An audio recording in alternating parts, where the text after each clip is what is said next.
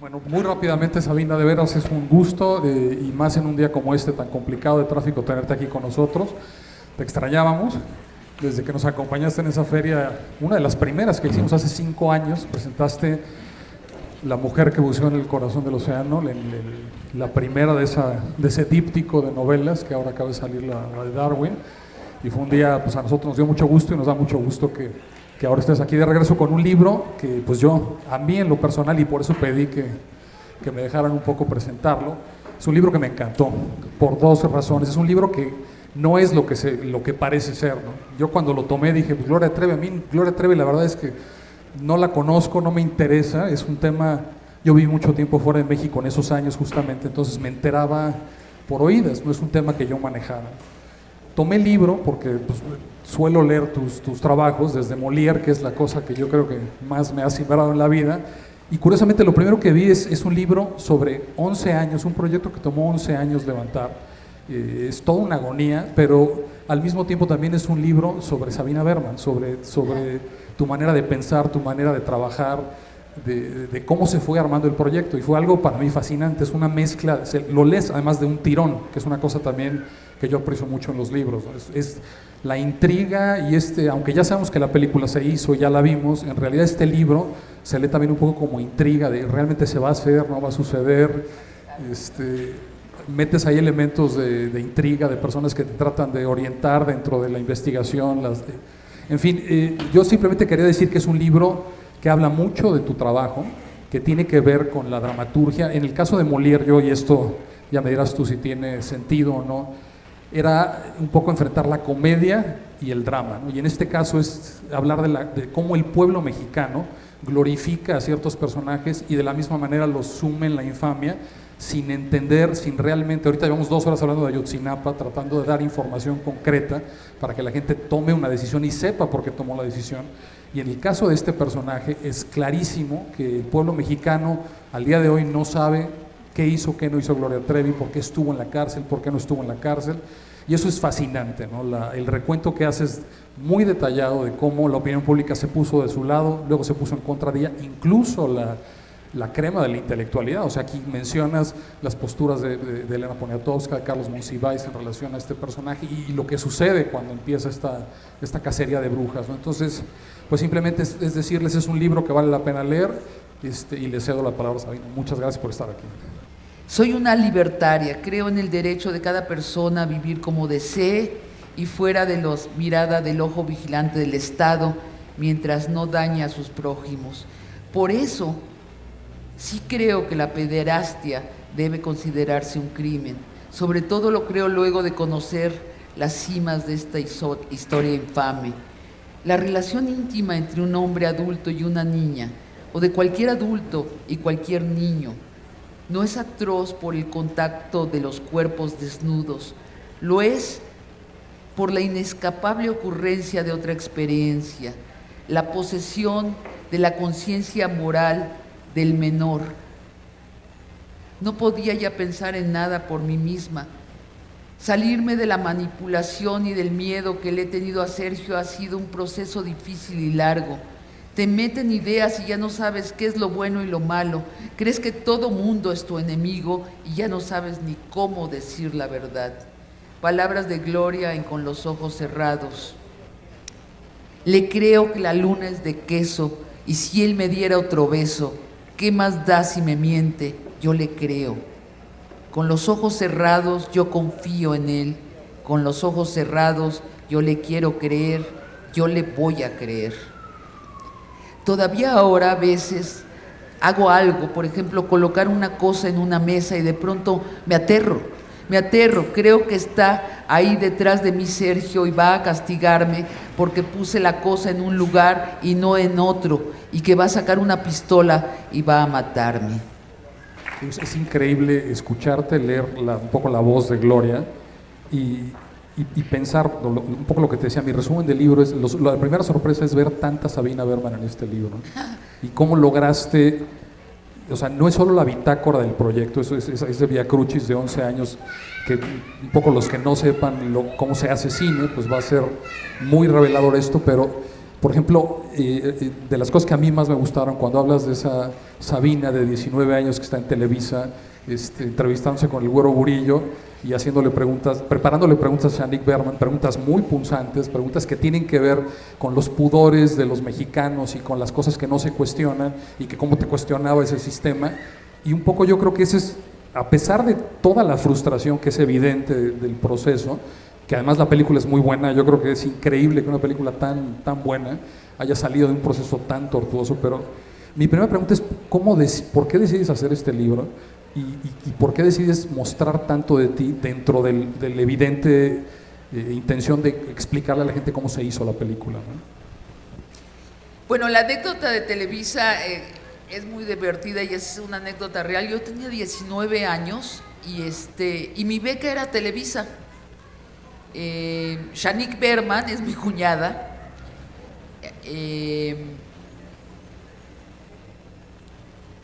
Nos une un gran sentido del humor y nada más. Tenemos todos los valores distintos, pero tenemos una gran simpatía una por la otra porque nos divertimos mucho.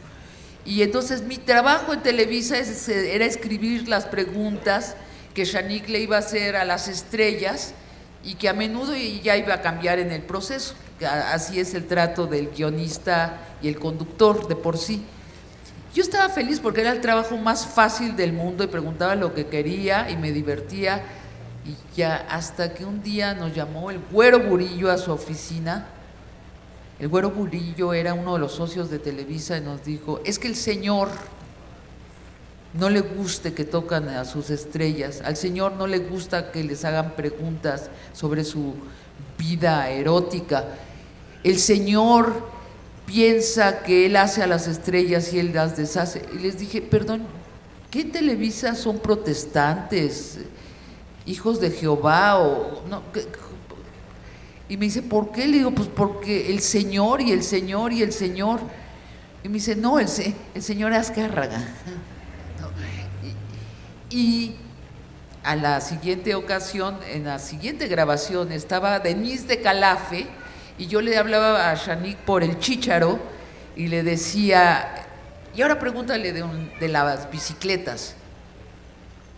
Porque era conocido que Denise de Calafe era gay y escribía, si ustedes, los que se acuerden de las canciones de Denise de Calafe, muchas son cantadas en femenino hacia mujeres. Y a mí me parecía obvio a los 19 años, y entonces digo, pregúntale que si le gustan las bicicletas. Y entonces Denise de Calafe se rió, se ruborizó un poco y dijo, no, yo perdí mi virginidad en las bicicletas. Y se oye una voz por la bocina del set, dice, Berman, que ya no metas tu maldita agenda. Y me despidieron. Y yo no entendía, cuando ellos decían cuál era mi agenda, yo decía, ¿de qué hablan si no soy política? Y después sí me he dado cuenta con los años que efectivamente yo tenía una agenda y que consistía en dinamitar la agenda de ellos. Y que tenían toda la razón para despedirme, yo no tenía nada que hacer allí y tarde o temprano me iban a despedir. Ese es el contexto. Entonces cuando yo hago, ¿por qué meto? Es que yo conozco muy bien ese medio. El medio de la televisión mexicana, casi accidentalmente, he participado en él, pero durante mucho tiempo. Y muchos de mis amigos trabajan en ese medio porque yo hago teatro y hago cine, entonces los actores son parte de mi vida y trabajan en las telenovelas. Entonces, sin querer, conozco muy bien ese medio y yo quería hablar de ese medio a través de esta historia. O sea, cómo en México nos cuentan un mito y nos lo creemos. Y después nos cuentan el contrario y nos lo creemos. Lo que es increíble es que nos la cuentan las mismas personas y ya sabemos que nos cuentan mitos y que son mentirosas y nos los creemos. Y otro detalle, que cuando decimos la verdad, tampoco la creemos. La verdad en México es sospechosa eternamente y resulta que lo que pasó con la película de Gloria lo ejemplifica de una manera abundante y muy divertida. La verdad es sospechosa y la mentira tiene un poco de verdad, y siempre estamos en las tribulaciones de la incertidumbre.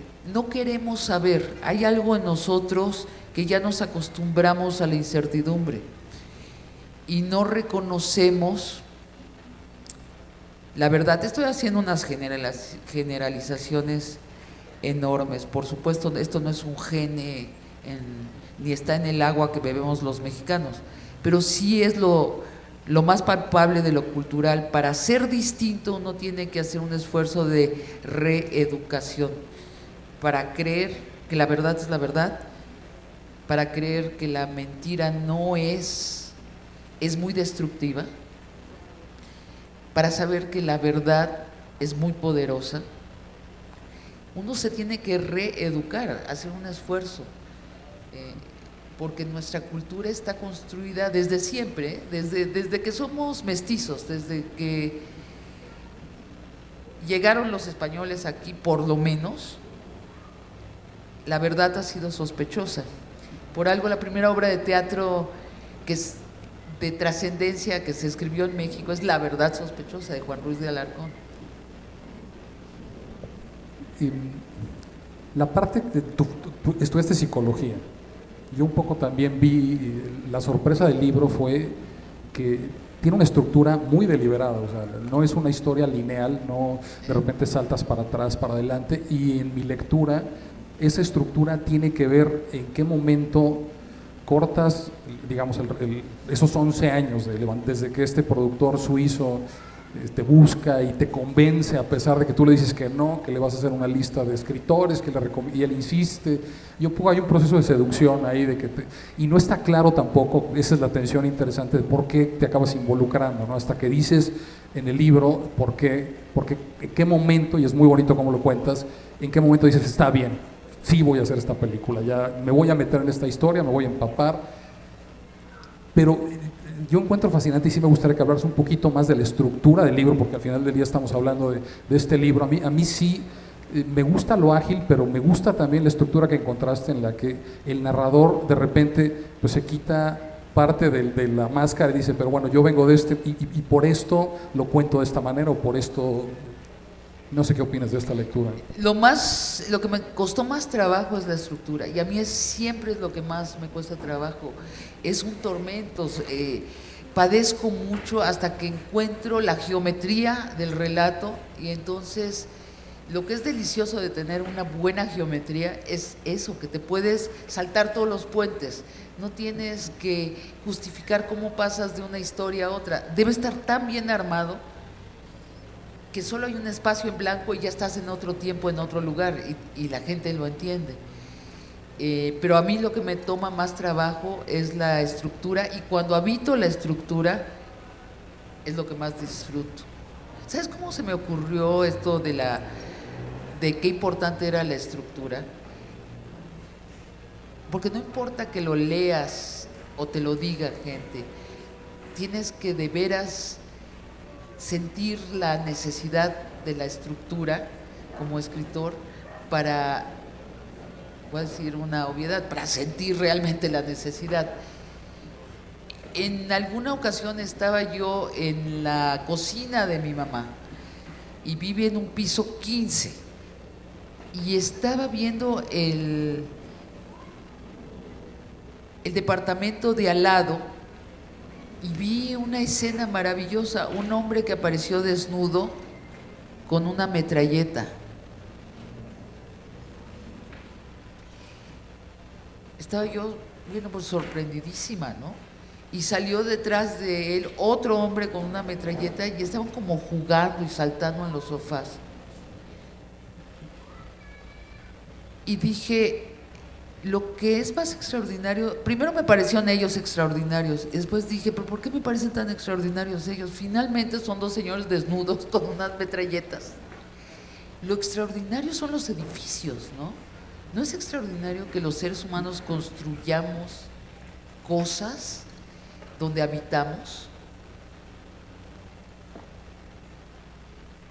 y pensé, un texto tiene que ser igual, tiene que ser una construcción, no es lo que se te viene a la mente, no es cómo sucedió, debe haber una construcción y esa construcción contiene la mayor parte del mensaje y también de la estética. Y aparte me obsesioné con las estructuras, entonces siempre pienso cómo está construido esto y cómo creo los cuartos para que la gente que está dentro del relato, pero también el lector, habite esos cuartos. Siempre estoy muy consciente, tiene que ser un cuarto chiquito o un cuarto grande. Esto es toda una teoría muy personal, pero me funciona, me lo imagino como cuartos y como edificios combinados. Y este libro, yo creo que de lo que he escrito es el que estructuralmente es más complejo y parece el más sencillo porque embonan bien las piezas. Ahora, tenía un material muy, muy interesante, que es la historia de Gloria, contada por ella misma, y la historia de cómo me contó la historia. Entonces eran dos tiempos y sentía yo que era un material de thriller, sí, efectivamente. Es un thriller. Pero claramente un poco lo decías, ¿no? Sabina, de 19 años, no se daba cuenta, pero sí quería dinamitar, quería ser iconoclasta y no se atrevía, no sabía cómo hacerlo. Y la Sabina que eres hoy claramente lo sabe hacer y lo hace muy bien. O sea, quería dinamitar la familia. Ellos me decían, es que no respetas a la familia mexicana.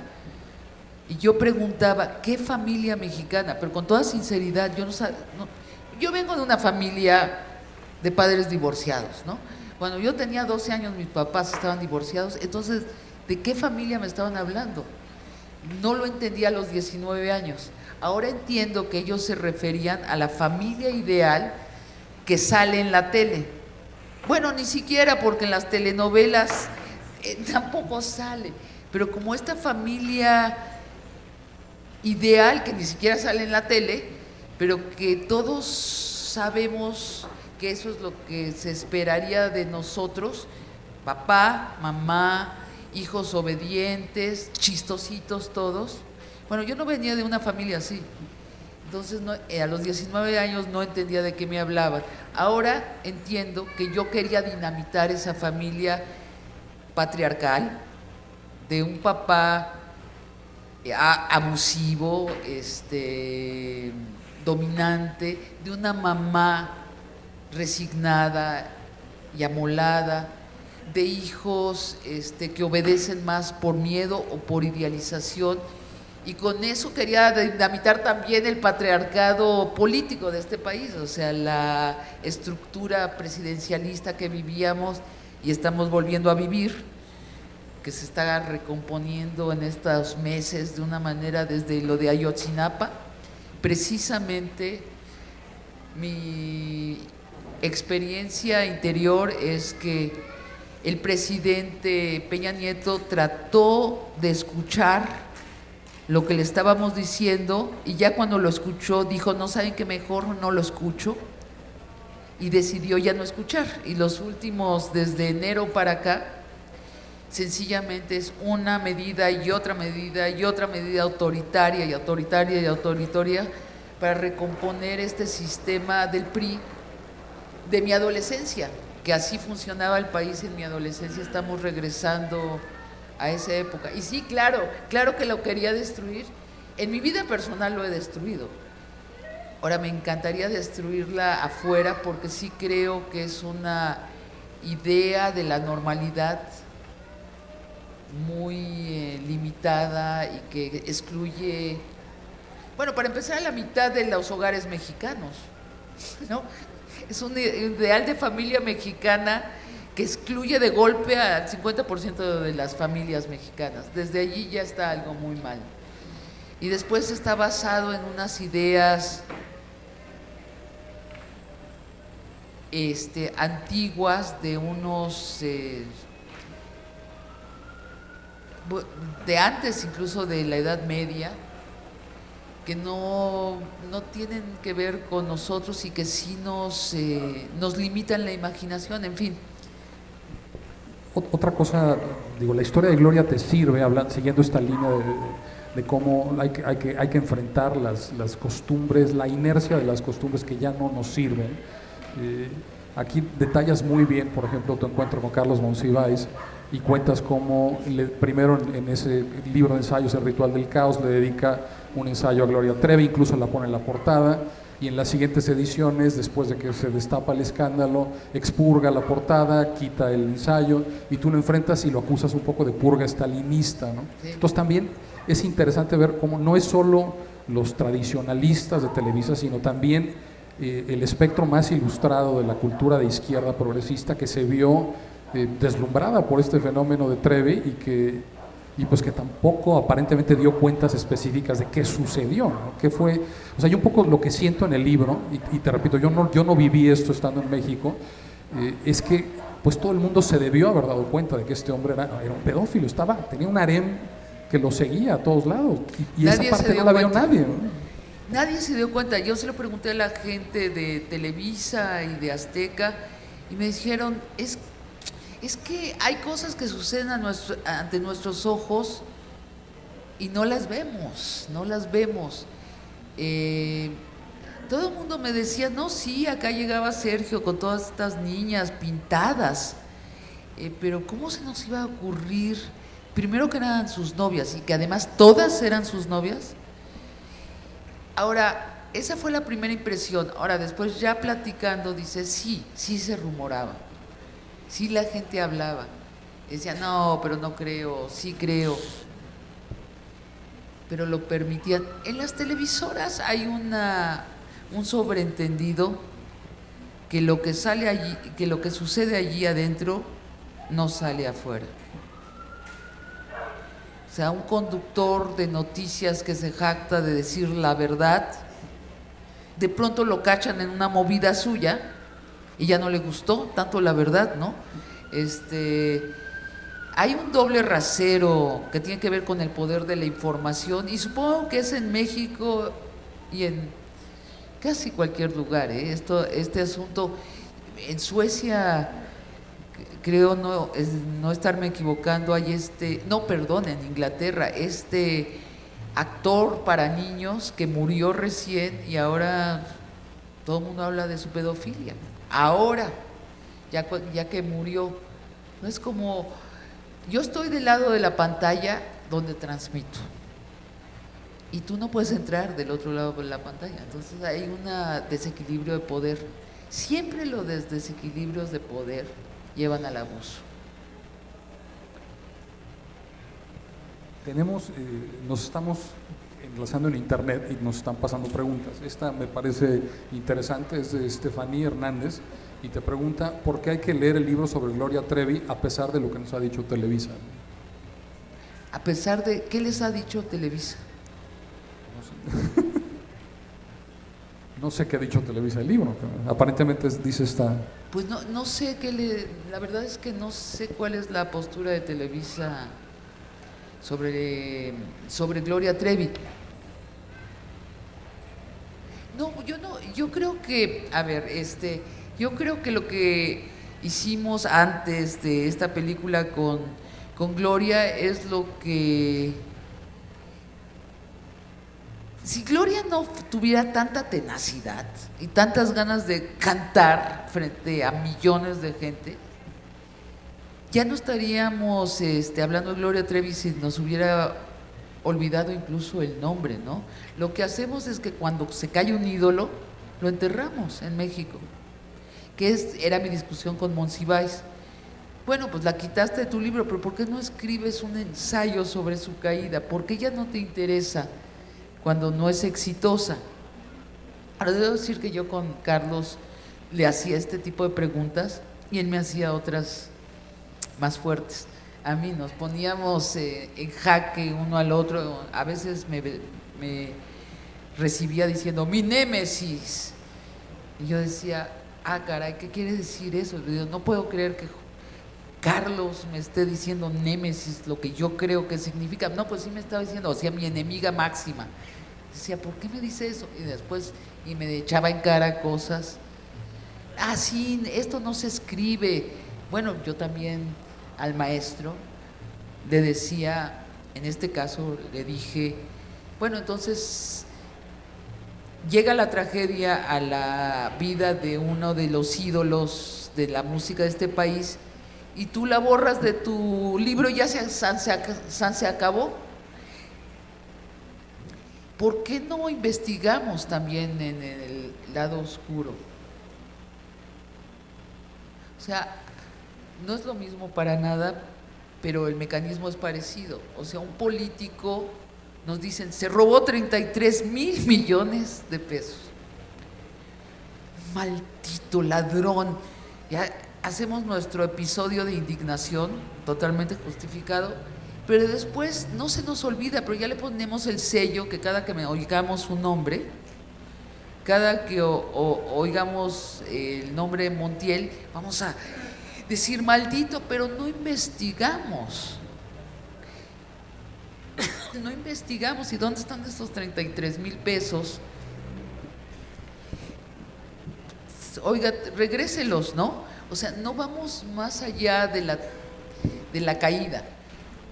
Y estamos llenos de personajes clausurados que nos causan indignación, pero ¿qué hay del otro lado? Bueno, en el caso de Gloria, lo que hay está contado en este libro y está contado en la película. Gloria estaba muy en contra de que hiciéramos la película y hoy en la mañana vio ayer en la noche por primera vez la película, la vio en Texas y ahora dice que es una película perfecta, o así me reportan que dijo. Y qué bueno que le gusta a Gloria la película, qué bueno que la siente veraz, que se identifica con ella, pero durante un rato largo Gloria estaba opuesta, muy ambivalente. Primero estaba dispuesta a platicar conmigo, después alguien le llenó el oído de murmuraciones y entonces ya no quería la película. Ahora, a mí me parece lógico, no es fácil ver tu vida reflejada en una pantalla y fuera de tu control. Es muy difícil, es muy, muy difícil. Pero afortunadamente hoy en la mañana ya declaró que vio la película, que le gusta, que le emocionó, que se siente identificada y que es perfecta. Sí, incluso lo dices en el libro, ¿no? Cuando están, es increíble cómo cuentas las sesiones con los abogados y 7 abogados revisando el guión y haciendo anotaciones.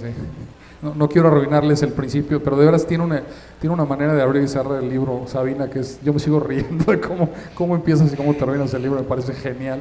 Pero bueno, tiene que ver con esas sesiones interminables de preguntas inútiles de los abogados, en los que claramente ves que Gloria no tiene ninguna objeción, que estás contando una historia que le gusta, que no está de acuerdo con lo sustantivo, que son objeciones que tienen que ver, no lo sé, me imagino, con aventajar, ganar, o sea, un mal consejo de un abogado para sacarle dinero, no sé, es como fue un proceso muy yo digo doloroso, que hay que tener tortuoso, ¿no? Yo le tengo mucha desconfianza a los dentistas y a los abogados.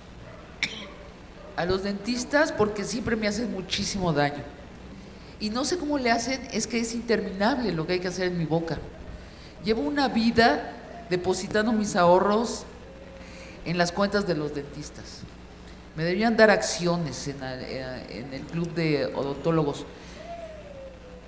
Y los abogados tengo mucha desconfianza porque siempre quieren un pleito. Los abogados viven de los pleitos. Entonces es lógico que te aconsejen que entres en un pleito.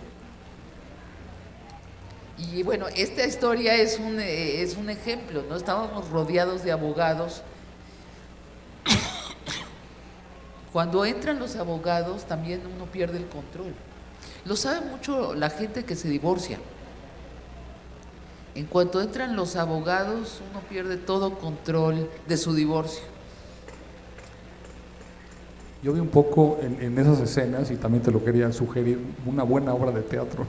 ¿Verdad? Sí, o seguro. una película, ¿no? Sí, sí. O una serie.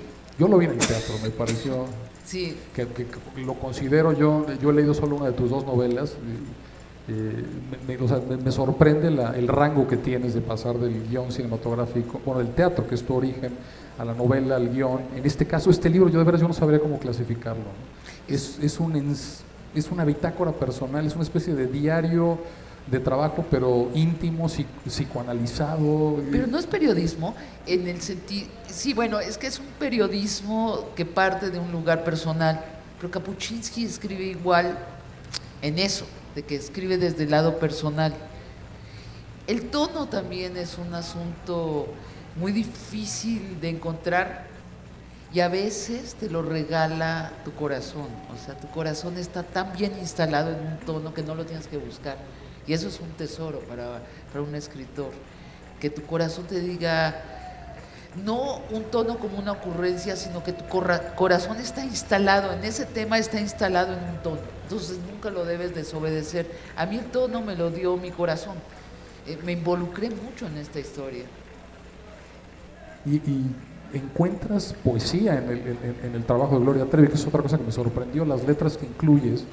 Incluso recuerdo en algún momento le das el libro de Sabines y la metáfora está por ahí, tiene que ver con rosas maceradas en tequila, una metáfora muy bonita. Te quería preguntar, ese puente entre Gloria Trevi y Sabina, ¿cómo lo viste? A mí me sorprende, no lo acabo de entender. Pero... ¿Que hablábamos de poesía? Sí, sí, hablábamos de poesía y bueno, yo quise cambiarle su estilo regalándole a Jaime Sabines, pero no se lo cambié. No, porque de lo que yo entiendo de Gloria, a Gloria le gusta el cine y le gusta la música popular, gracias, pero no especialmente la poesía escrita, no los libros escritos. Fue mi intento de cambiar el rumbo de la canción mexicana. Tenemos otra pregunta de internet. Parte de una anécdota que me contestó Monsiváis de él y Juan Gabriel, que se hicieron muy amigos y Monsiváis le llevó a Amado Nervo a Juan Gabriel y sí cambió el estilo de Juan Gabriel, de componer las letras. Pregunta Hilda Ruiz en redes sociales. Bajo la mirada de las televisoras de pasar de largo actos de trata de personas, ¿cree usted en la influencia de Internet y las redes sociales para hacer un cambio de visión? Enorme. Ahorita vengo de entrevistar a dos de los periodistas de Mexicolics, a Homero Campa y a Luis Fernando García, si no me equivoco. Homero es de Proceso, Luis Fernando es de una organización de derechos laborales. Y puede ser, ¿no? Ya uno ya se las da de leer el futuro, pero tiene todos los elementos para que sea un parteaguas, Mexicolics. Quiere decir que cualquiera de nosotros, al enterarnos de un crimen, ya sea de la autoridad o de un empresario o de nuestro vecino, algo que quiebre la ley, podemos introducir la información en Mexicolics. Si la documentamos suficientemente bien, no quiere decir perfectamente, sino suficientemente bien, va a llegar a los periodistas que van a validar, van a ver si la información que metimos es cierta, si se sostiene. Luego van a contemplar qué tan importante, si es de interés público.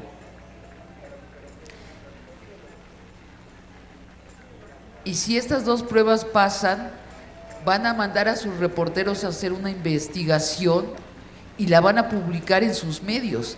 Esto es tremendo, esto es tremendo. Quiere decir que todo ciudadano tiene el acceso a una justicia periodística. Me encantaría decir que esto ya es un sistema judicial, ¿no? Que eso es lo que debería ser. Tendríamos que tener un México justicia, ¿no? Que así le filtramos a la policía los datos del crimen y la policía limpia, honesta, impecable como es, llega, investiga y hace justicia. Bueno, ya sabemos que no es el caso de la policía mexicana, no le tenemos esa confianza a la policía mexicana, pero esto es muy parecido, es una justicia de la prensa. De hecho, les decía yo, y que entonces el proceso va a empezar a salir en versión, ¿cómo se llama? Libro de teléfonos, directorio telefónico, o sea, va a ser de este tamaño proceso cada semana, porque va a aumentar mucho los crímenes que van a cubrir. Y Homero mismo contestó, no sabemos cómo va a funcionar, necesitamos 6 meses para saber cómo va a funcionar esto. Y la entrevista pasa hoy a las 00 horas. Bueno, pues es fantástico. Sí creo que el Internet nos va a cambiar la democracia en este sentido y en otros que todavía ni siquiera nos imaginamos. Un poco para cerrar esta sesión, y si quieres haceríamos unas preguntas rápido al público, nada más para ya pasar. La idea es que firmes al final, si todavía tienes tiempo, unos cuantos libros. Tenemos las 2 novelas y Gloria en esa mesa. Yo te preguntaría simplemente, después de esta experiencia de 11 años, ¿sigues queriendo hacer cine? O sea, ¿esto no te purgó el deseo de seguir escribiendo guiones de cine? No. Bueno, además hicimos una película intermedia que fue Backyard. Y ahorita, durante este tiempo también preparamos otras 2 películas.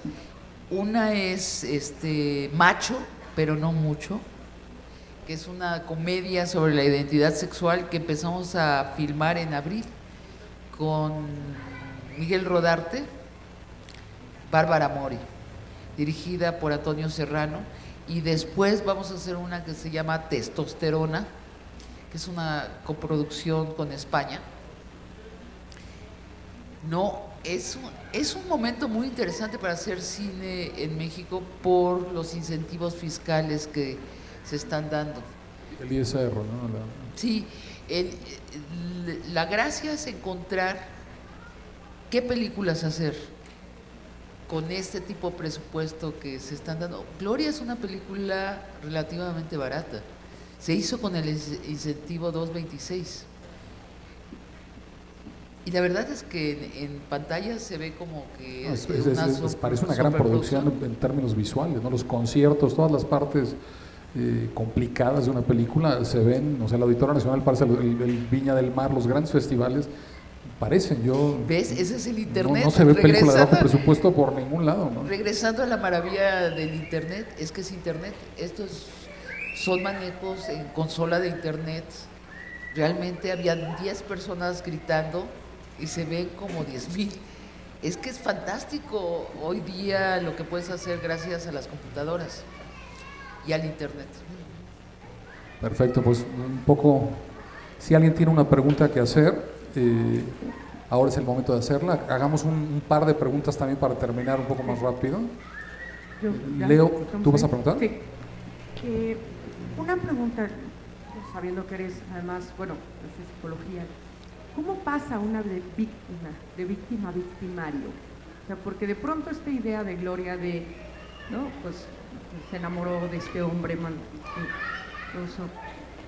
Sí, pero luego fue y le puso a toda esta bola de chavitas enfrente y hizo toda la labor hacia él. ¿En qué momento se transforma una víctima en victimario de esa manera?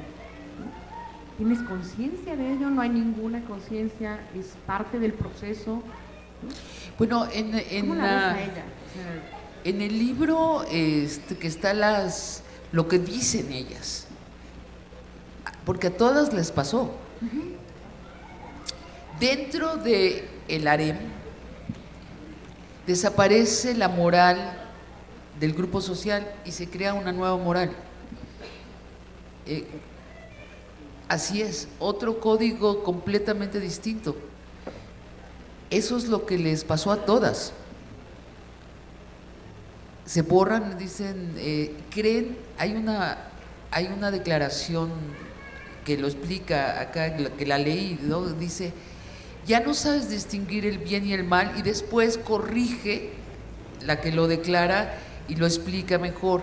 Crees que todos los de afuera son tus enemigos y tus amigos son los de adentro. Así es como se borran. Y es un mecanismo muy humano y muy peligroso. Y lo ve uno en todos los grupos cerrados. La casta política mexicana funciona así.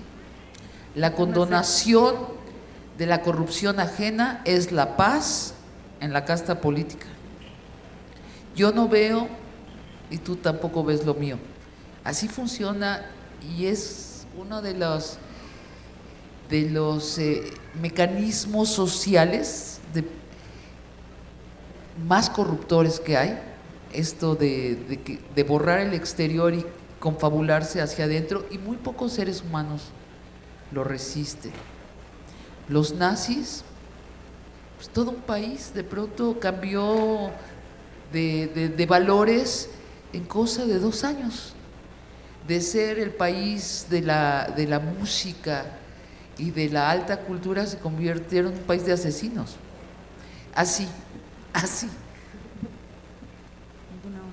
¿Alguien más? Bueno, leo esta rápido. Preguntan, Brígida Desrealizada, de las redes, que si te afectó las calumnias y ofensas de los fans de Gloria durante el proceso, esa campaña, que se afectó la creatividad del guión, preguntan, o la creatividad de la película, ¿no? No. Se llaman fans, ¿no? O sea, es como, te dicen, somos fanáticos, ellos dicen, somos los fanáticos. Bueno, pues, entonces, que yo tenía sobre todo amigas que me decían, dialoga con ellos. Le digo, ¿de qué me voy a dialogar? Son fanáticos. Hoy, a partir de la declaración de Gloria, me están llegando tweets que dicen, señora Berman, le pido disculpas, yo le insulté horrible hace 1 año, ¿se acuerda que le deseé la muerte y etcétera? Bueno, le pido disculpas. Me están llegando y me dan la misma gracia que cuando me llegaban estos insultos desmedidos, porque lo bonito es que son desmedidos, ¿no? Si te dijeran algo cierto, pero ya cuando te acusan de cosas imposibles, pues ya solo sonríes ante la poesía vernácula del insulto. Sí. Bueno, yo quiero felicitarte, Sabina, te veo siempre a las 0 horas por Canal 13. Me dio mucho gusto que visitaras esta 6ª Feria del Libro aquí en la Delegación Azcapotzalco. Obviamente este libro da mucho de qué hablar, en opiniones asertivas y negativas. ¿Qué haces tú para esas opiniones que no son asertivas? ¿Qué haces tú? ¿Con la gente que no le gusta? Exactamente. Pero ¿sabes qué? Las únicas personas que se ofendieron eran los fans que no lo habían leído. El típico fenómeno fue que los fans iban a la película y cantaban. Yo me acuerdo, mire, en la primera exhibición de la película en el Festival de Morelia, los productores estaban muy preocupados porque creían que los fans iban a llegar y quemar el teatro, el cine, porque de hecho habían comprado la mayor parte de los boletos. ¿Y cómo sabían que eran los fans? Porque llegaban y decían que eran los fans. Empezó la película y estaban listos para incendiar el cine, para abuchear, para impedir que sucediera la emisión de la película, la exhibición de la película. 10 minutos después estaban cantando. Ya es tiempo de ir con el doctor psiquiatra. O sea, parecía interactiva la película. Eso es lo que pasó. Ahora, no es una película, tú me puedes corregir en esto, pero yo no creo que es una película complaciente. Es una película con un tono duro, donde narra una historia verdadera, comprobada, verificada periodísticamente. Pero sí, es una historia con corazón, es la historia de alguien que quiere cantar, que se emociona frente a un auditorio de 10,000 gentes, de poder cantar y que todos canten con ella. Yo conviví con Gloria algún tiempo mientras estábamos haciendo la investigación y la seguí a un palenque y después fui con ella a otro palenque y se transformaba en el escenario. Gloria es muy feliz cuando canta. Creo que es cuando es más feliz. Entonces, la historia es de la película y la historia del libro es alguien que quiere eso, que se muere por tener eso. Y la vida le hace pagar cosas muy fuertes. Lo estoy simplificando a propósito, pero porque esta es la médula de la historia. Y creo que por eso digo que es una historia que tiene corazón y que la gente la entiende de una manera a nivel de su cuerpo. En Estados Unidos, me contaba una buena amiga actriz, fue al estreno, le pedí, oye, por favor, háblame cuando termine la exhibición y cuéntame. Ella es una mexicana que emigró a Estados Unidos hace 20 años, es actriz, Emma Ramos, estupenda actriz de Coahuila. Y me llamó Emma y me empezó a contar y me dice, ¿sabes qué? Había puros gringos. Digo, qué interesante. ¿Y qué decían? Dice, de pronto decían, ¿esta historia es de veras? ¿Es cierta esta historia? Porque ellos no conocen esta historia y no conocen las canciones. Anglosajones, como ella dice, blanquitos. Emma dice blanquitos, opuestos a latinos, ¿no? Claro que la entienden, porque es una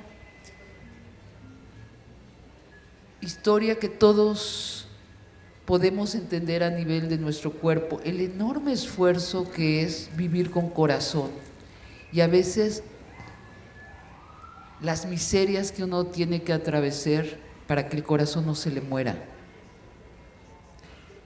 Y luego están los otros que prefieren que el corazón se les muera para no sufrir. Y siguen adelante automáticamente o se engañan que la meta de la vida es coleccionar esto, dinero o amores o tal cosa o tener experiencias o irse de vacaciones. Pero la gente que insiste en vivir con corazón, que no quiere dejar morir su corazón, reconoce la historia y todos estamos siempre entre la disyuntiva de hacer a un lado nuestro corazón o más bien poner algo enfrente de nuestro corazón para no sentir, para no sufrir más o destaparnos. Esa es la historia. Muy bien, pues tenemos que cortar, Sabina, Sí, porque había una actividad programada. Le agradecemos a Sabina, de veras, hizo un esfuerzo enorme por estar aquí con nosotros hoy. Les pidamos algún aplauso. Tenemos sus Muchas dos gracias. novelas y, por supuesto, el libro de Gloria en venta en esa mesa donde Dani levanta la mano. Y ahí va a estar Sabina firmándoselos a quien lo quiera comprar. Muchas gracias. Esta es la Feria de Azcapotzalco. Y un pequeño obsequio para Sabina. En agradecimiento son los libros que editamos en esta feria y que hemos estado regalando estos días. Entonces, pues para que te los lleves. Y otra vez, muchas gracias. Somos sus empleados. Muy buenas noches, Azcapotzalco, y hasta siempre.